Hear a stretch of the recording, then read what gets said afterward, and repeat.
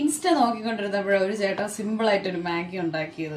അപ്പൊ എനിക്കിന്ന് ആഗ്രഹം അതുപോലെ ഉണ്ടാക്കണമെന്ന്. അപ്പൊ ഓൾറെഡി ഞാൻ എന്തായാലും മാഗി വെള്ളത്തിലിട്ട് വേവിച്ച് ഊറ്റി മാറ്റി വെച്ചിട്ടുണ്ട്.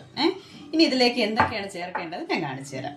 ഞാനിവിടെ ഒരു ബൗൾ എടുത്തിട്ടുണ്ട്. ആ ചേട്ടൻ ഒറിഗാനാണ് ചേർക്കുന്നത്. എൻ്റെ ഒറിഗാൻ ഇല്ലാത്തത് കൊണ്ട് ഞാൻ കുറച്ച് ഗരം മസാല ചേർത്ത് കൊടുക്കുവാണ്. കുറച്ച്, വളരെ കുറച്ച്.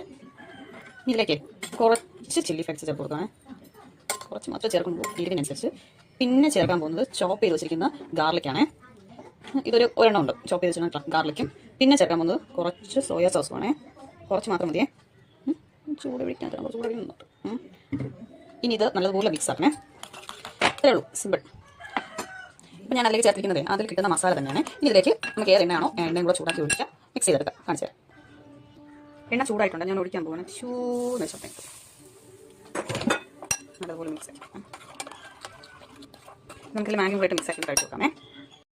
അപ്പം ഞാൻ ഉണ്ടാക്കി കേട്ടോ. അപ്പം ഞാനിതൊന്ന് കഴിച്ച് കാണിച്ചു തരാം. കൊള്ളാം, നല്ല ടേസ്റ്റ് ഉണ്ട് കേട്ടോ. അപ്പോൾ നിങ്ങളിതൊന്ന് ഇങ്ങനെ ഒന്ന് ഉണ്ടാക്കി നോക്കിയിട്ട് കമൻറ്റ് ചെയ്യണേ.